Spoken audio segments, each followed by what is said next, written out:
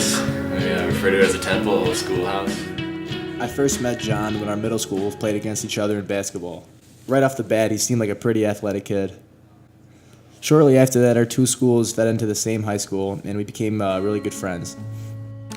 Except in high school, he was no longer playing basketball, but moved on to football, playing quarterback at our high school. He played all 4 years, and upon graduation, decided to attend Central Michigan University. After a full year, he decided to drop out and pursue his musical dreams. He spent that fall in Nashville gaining experience performing with the bar band. Then, after living in the lead singer's basement for 3 months, he decided to come home and focus on his own music, recording in his own garage. So when did you first meet John? I met him 2 years ago. I was a business major at CMU and walked into my dorm room, and this kid was in there going through my records, wearing my clothes, and we just kind of hit it off. Then he ended up being one of the biggest convincers in getting me out of the business school and into a more creative path. And yeah, gotta be thankful for him. I'm Noah Pierce. I'm 20 years old. I'm the co-creator of this place. I help out with songs around here. And just, What do you spend most of your time doing in this garage with John? What really don't we do in this garage? Painting, cutting out books, gluing it to walls, just making music, coming up with ideas for stories, writing down some stories, just talk about life, learning every day that I'm in here. I'm in here 5 out of 7 days a week, and I'm always learning something. Are always these growing my some of your paintings behind you? But yeah, these guys were actually rags from another painting that I was doing, and they were just on the ground, and John picked them up and unfolded them, and they looked pretty cool, so he hung them up. The road, that was a magical thing. I was driving him home from school, and we just started talking about how we could just be somewhere else right now, how we should be out there experiencing the world. We went out on the road and almost every state west of the Mississippi.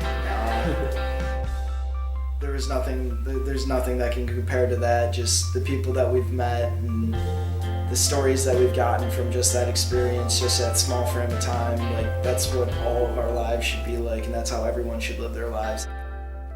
Living free.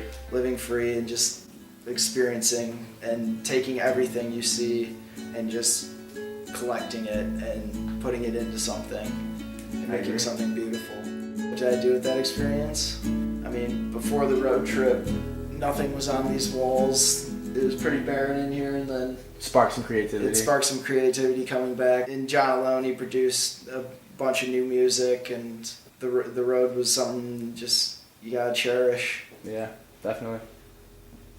It's cold in the evening. The trees are all leafless. The idea of the garage should grow when I get, like a piece of property and just open it up to people. Just fine. What has this garage done for you? It's given me an outlet and confidence, a place to just hang out, but also to do whatever I feel like doing.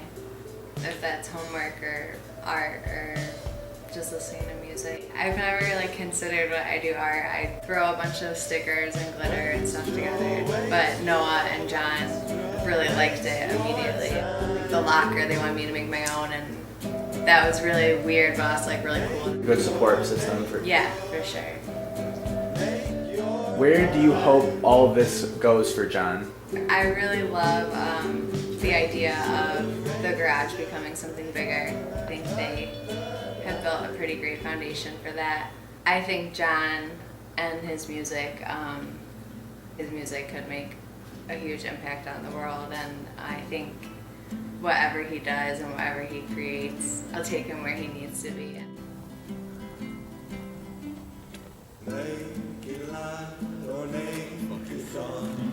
So, was John any different growing up? Yeah. kind of marched to his own beat.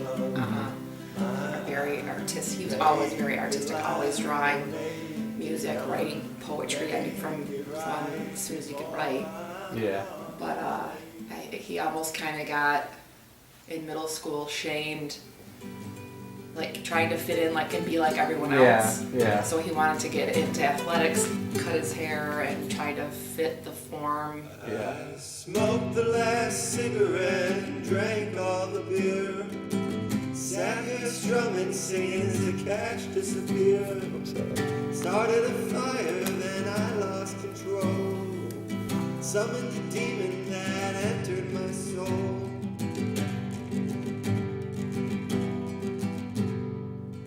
I said, oh, I'm feeling blue. Most of the time there's nothing to do. Oh, I'm feeling blue. Most of the time there is nothing to do. What's your name and The age? radio's on. Oh, turn that off. This is a good song. This is Styx. Name and age. I'm John. I'll be 21 in a month, so that makes me 20. Well, I guess I was there for a full year, 2 semesters. And what was it that ultimately made you want to leave and do your own thing? Well, I started pursuing music, and I played guitar as a kid, but I started playing every day, kind of religiously.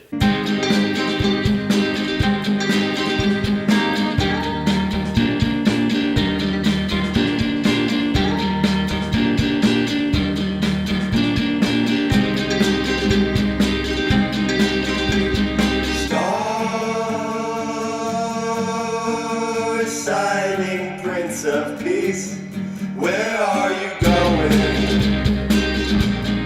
Where should you Didn't go so well with going to class and filling in assignments. I've recorded about 80% of my music out here. I've shot 3 short films, a couple music videos in here, 3 unfinished screenplays in here. I slept out here for 4 months, 5 months this past year.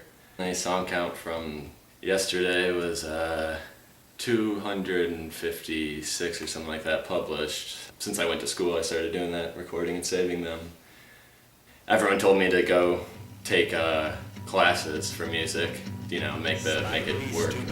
But I never knew how to read music, but I can play. Singing shit, spit, sing a song. Silver sunshine, swing set's gone. Smoking cigs, she sings along. Scoops the scraps out of a bong. She said I'll live forever till I'm gone. Singing slightly stupid sounding song. And tell me how to live my life. And we just really, it's like about smelling the roses, kind of, We just sit and actually think out here. Steve Jobs came up with Macintoshes in a garage, and Steve Wozniak. So I think ideas can come out of a place.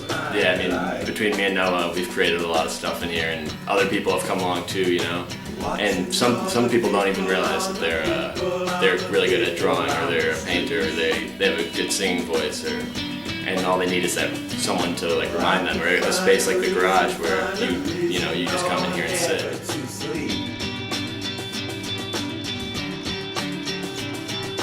Maybe when I wake up from this never-ending magical dream. But I mean, there's a reason the app is called Garageband. There's a reason they did the Weezer song "Back to the Shack." I don't know. It's a symbolic thing, and build just a big garage.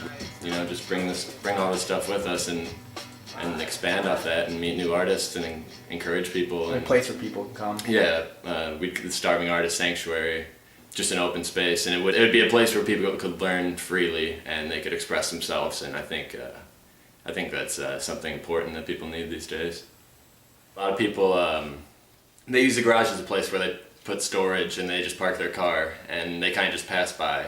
It'd be easy just to walk inside and go watch TV or eat something, but instead we sit in the place where everyone's just leaving stuff, and it allows ideas to saturate, and we store ideas and creativity and honest conversation.